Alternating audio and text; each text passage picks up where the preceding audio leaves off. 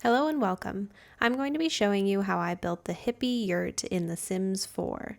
This was a super challenging build to do, but I really love how it turned out. It's very boho, very natural, and it was a lot of fun. This build really put my landscaping skills to the test because I decided to build it on top of a hill with a cliff going around most of the lot. I ran into a lot of issues during this build, but it made me a stronger builder, so I can't complain too much. It also comes complete with an outdoor bathroom that overlooks the falls. So again, very serene, very outdoorsy. As you can see here, this is built on Cordelia's secret cottage lot in Henford-on-Bagley in The Sims 4. So let's get into it.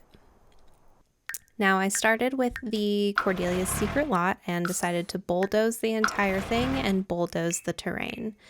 When I initially was conceptualizing this build, I knew that I wanted to have it up on a hill. So this was my first time really doing a lot of work with the landscaping tool, so it definitely took some extra time to really learn the different tools and figure out their capabilities. I really liked using the flatten to height terrain tool because you're allowed to specify the specific height that you want and have everything get either lowered or heightened to that height. So I was thinking of doing kind of a main hill with a smaller hill leading up to it. I was also initially thinking of maybe putting a car on this build so it would look like a truck driving up the driveway.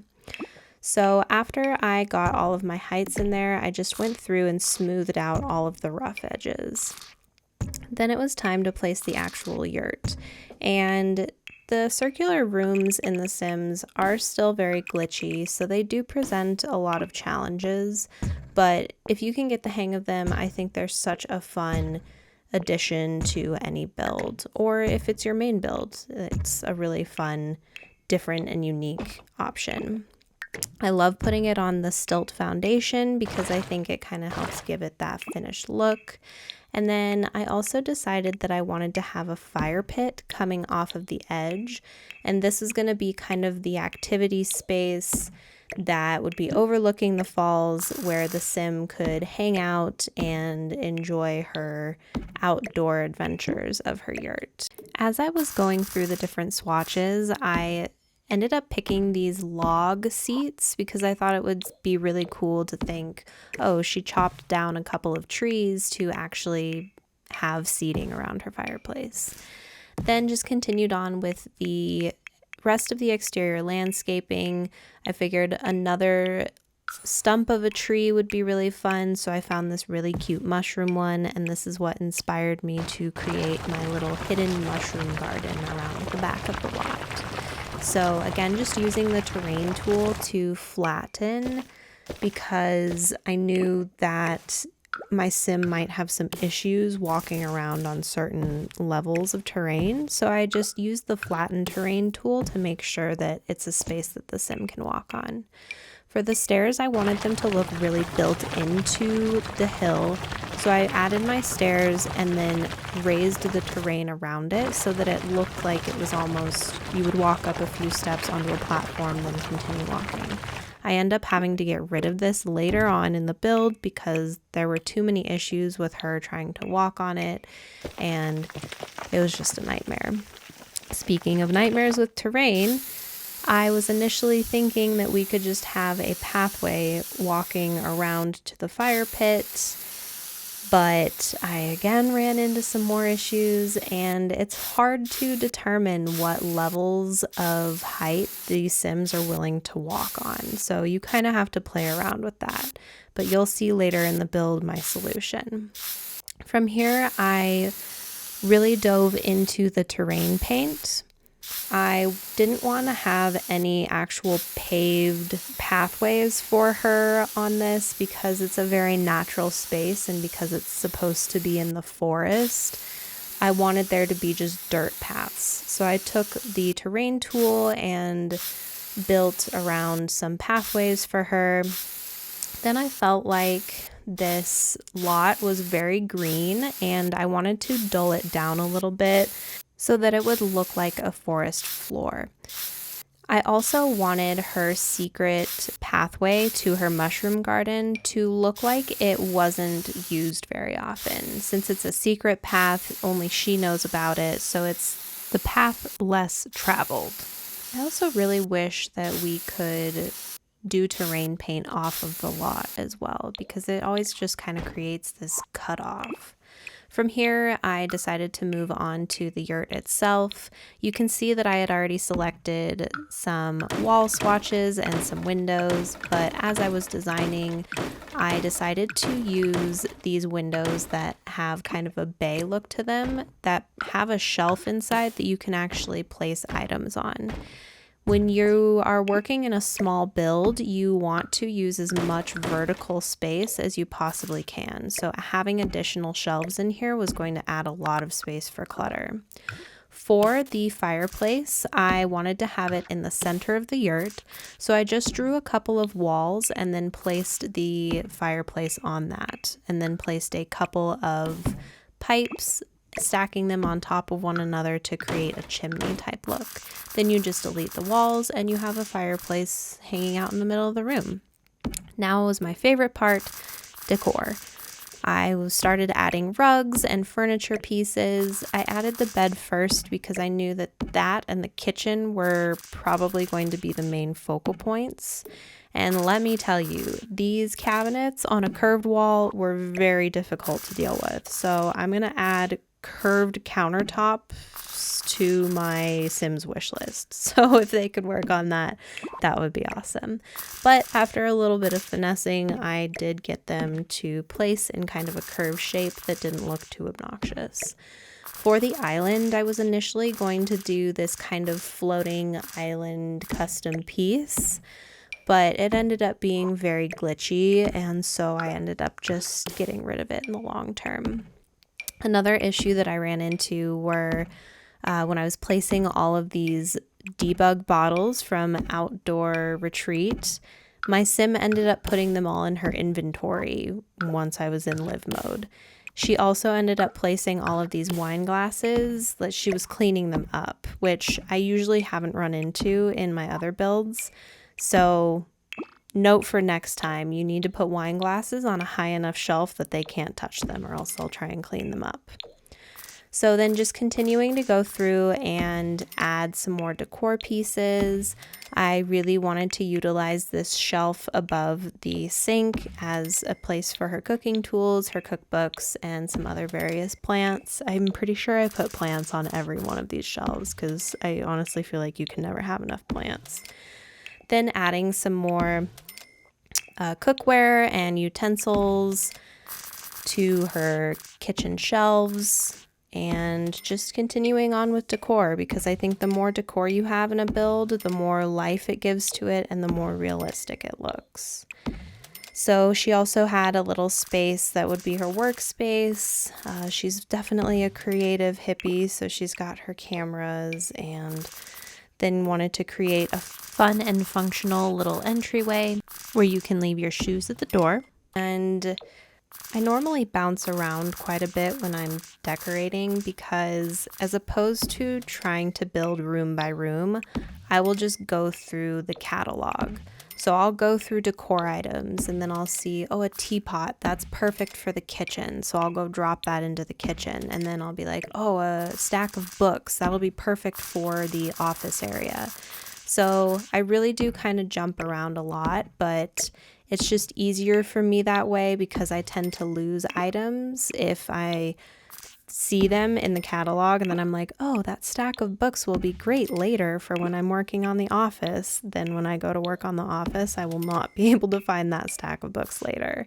Definitely something that I'm working on, but I would really love if the Sims team would just give us the option to favorite certain items so that you could create your own little catalog of your favorite items or items that you're trying to save for later.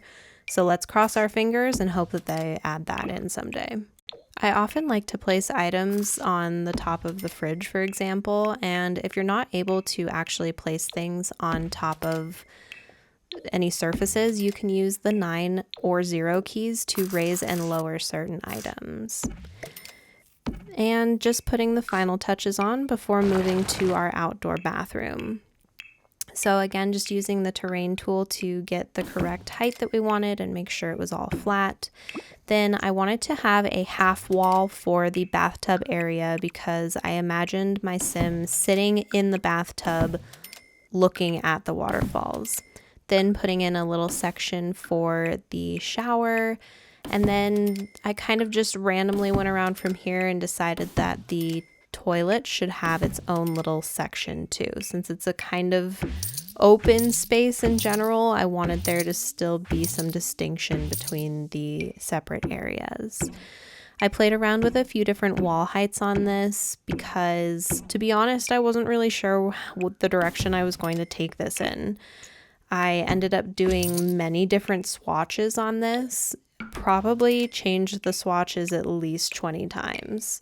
And that's usually how it goes in most of my builds. I change the swatches of the wall and the floor constantly as I'm developing the concept.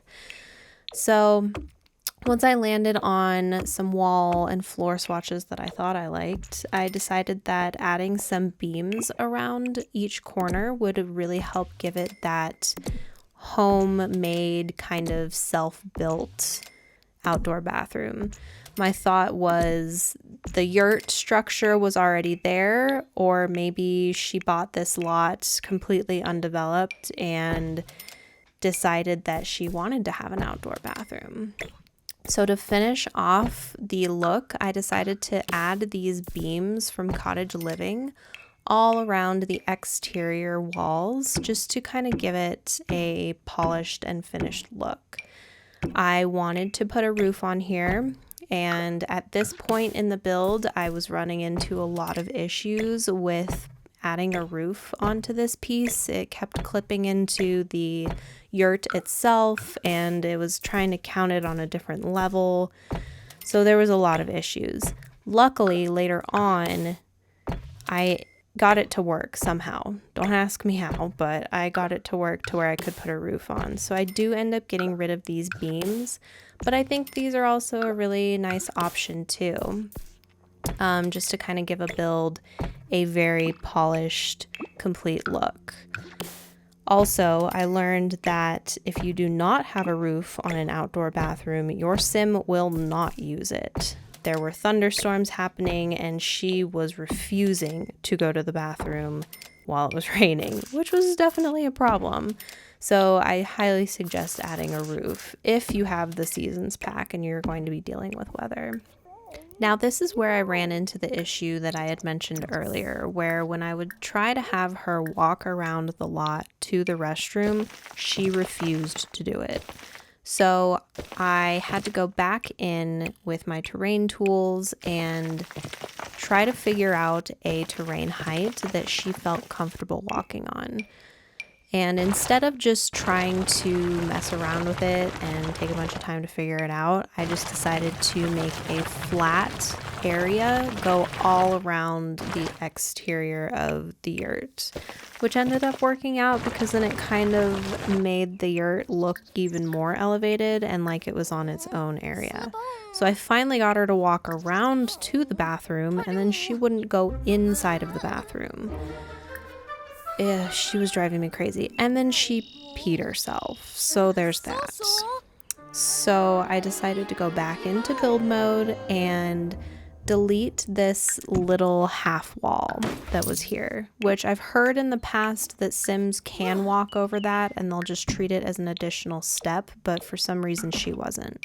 So I deleted the wall, lowered the platform, then went back into build mode and raised the platform back up. Then she would walk into it and use it. So then I just had to take my terrain paint again and add back in the pathway coming from the yurt to the fireplace to the bathroom.